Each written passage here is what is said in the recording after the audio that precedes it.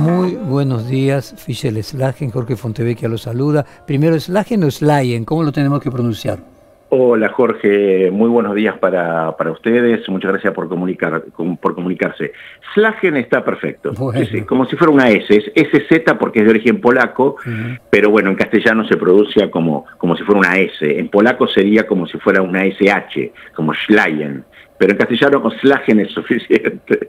Acá estábamos debatiendo eso mismo. Bueno, primer punto, no solamente las bendiciones a los homosexuales en las perspectivas judías, sino también un artículo anterior suyo sobre la subrogación de vientres, la perspectiva judía. Son dos temas que son controversiales dentro de la Iglesia Católica a partir de las disposiciones del Papa Francisco. ¿En qué se diferencia las recomendaciones del Papa Francisco de la perspectiva judía en estos dos temas? En bendiciones a parejas homosexuales y en la condena a la maternidad con subrogación de vientres. Bueno, en principio son religiones distintas. Obviamente, ¿cierto? Sí. El catolicismo apostólico romano es una religión totalmente distinta a la religión judía, con lo cual las disposiciones de la Iglesia Católica no son transitivas ni influyen en las disposiciones. No, claramente, Rabino, lo que queremos hacer es una compa, claramente, no lo entendemos. Queremos ver si es más conservadora la perspectiva judía o más progresiva la perspectiva judía que la católica. Sí, así como, por ejemplo, los judíos en los intereses fueron más progresivos que los católicos, que la prohibieron durante muchos siglos. Obviamente hay diferencias. Lo que queremos es entender cuáles son las diferencias. Claro, es que la diferencia... no se puede, digamos, encajar las diferencias en más conservador o más progresivo, porque no son categorías que se apliquen al dominio por lo menos judío, porque por ejemplo en algunas cuestiones como la subrogación de vientre en el judaísmo, técnicamente no hay ninguna contradisposición en su corpus jurídico, lo único que genera más problemas de los que resuelve, aunque técnicamente no habría ninguna prohibición para ello. ¿Cómo es? Yo he leído un artículo suyo. ¿Cómo es en el caso de que casualmente es la madre, en el caso del judaísmo, la que transmite la religión, en el caso de la subrogación de vientres? Si quien subroga el vientre no es judía y el óvulo es de una madre judía, ¿cómo se hace con la religión judía en ese caso?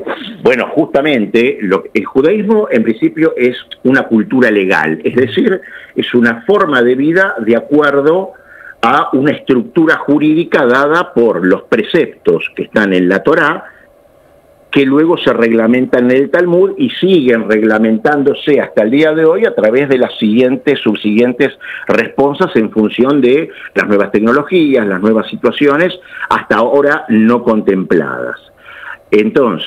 Entonces, dado que el judaísmo es matrilineal, es decir, sigue la línea materna, lo que se llama el derecho de vientre, es decir, judío es hijo de vientre judío, el problema surge cuando una pareja no puede tener hijos y subroga un vientre de una mujer que no es judía. Exacto, eso le preguntaba. ¿No es cierto? Por eso digo, si bien técnicamente no habría ninguna prohibición en el judaísmo para ello, se desaconseja este tipo de técnicas porque genera problemas, dado que el hijo va a ser, para la gran mayoría de las opiniones legistas, hijo de la mujer que tiene el parto y por ende no judío.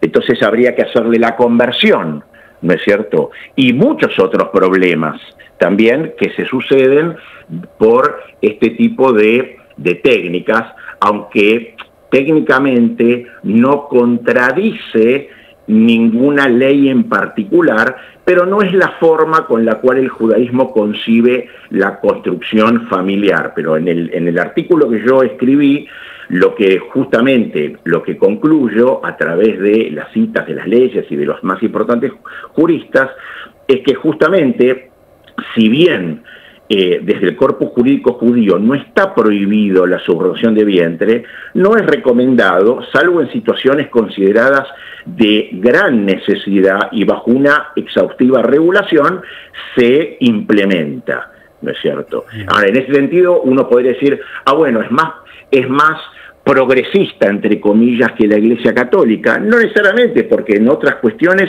es mucho más, como usted dice, entre comillas, conservador. Por eso son categorías que el progresismo o el conservadurismo son categorías que aplicadas al judaísmo lo enajenan, porque... Bueno, pero por ejemplo, más ortodoxos y más progresistas, eso claramente lo existen dentro de el propio judaísmo.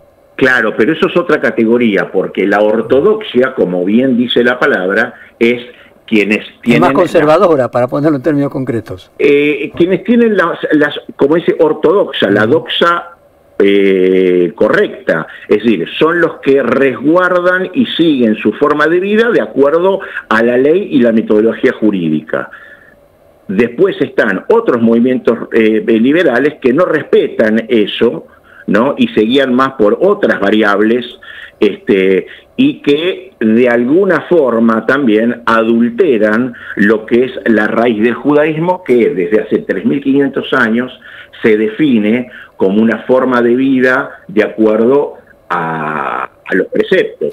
Entonces, para traducirlo para legos, Fischel, a ver si yo lo traduzco bien, para el judaísmo la maternidad con subrogación de vientres no es recomendada, y en casos extremos, si es de extrema necesidad, que el vientre también sea judío, no solamente el óvulo judío.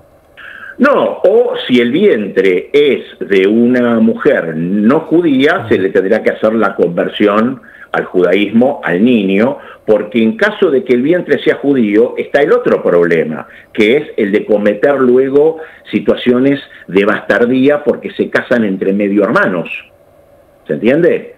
Una mujer judía, ¿no?, que presta su útero para determinadas procreaciones de otras familias, luego está el riesgo de que sus descendientes se casen entre ellos y cometerían lo que se llama en el judaísmo una tipificación muy grave, que es el de bastardía. Por eso digo, trae muchos problemas, por eso no es recomendado, pero en caso de extrema necesidad se realiza bajo protocolos muy exhaustivos para evitar este tipo de situaciones. Por ejemplo, tener un registro de la madre, del hijo, en caso de que no sea judía, o en caso de que sea judía, para evitar, por ejemplo, casamientos entre descendientes de ella misma, o de sus parientes, claro, tal cual.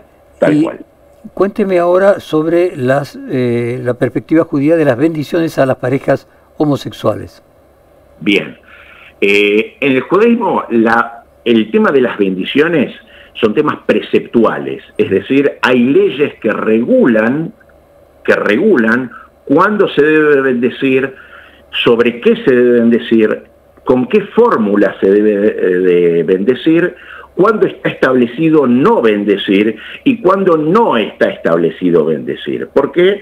Porque es un precepto bendecir a partir del Deuteronomio 8:10. Dentro de estas regulaciones que implican la fórmula de la bendición, el tiempo, la forma, el idioma y la intención, está lo que es la prohibición de bendecir en vano. ¿Por qué la prohibición de bendecir en vano? Que es cuando no hay necesidad de bendecir o en circunstancias donde no se estableció, o más grave, se estableció no realizarla. ¿Por qué?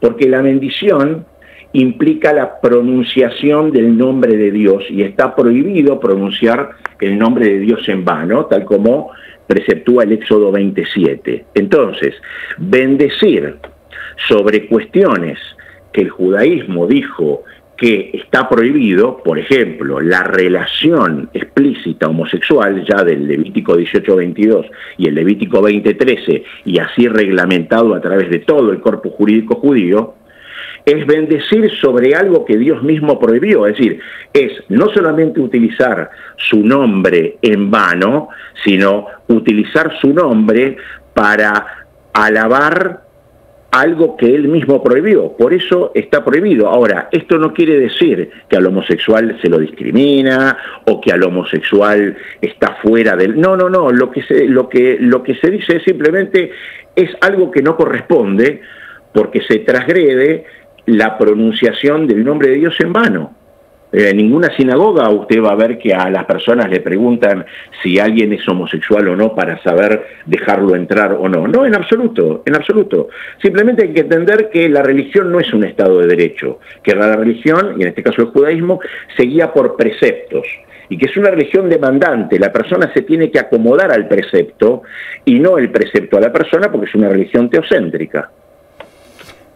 Clarísimo. Le agradecemos mucho su tiempo para con nosotros, le deseamos el mejor año posible y nos mantenemos en contacto, Fischer. Muchas gracias. Muchísimas gracias a ustedes. Saludos a toda la audiencia.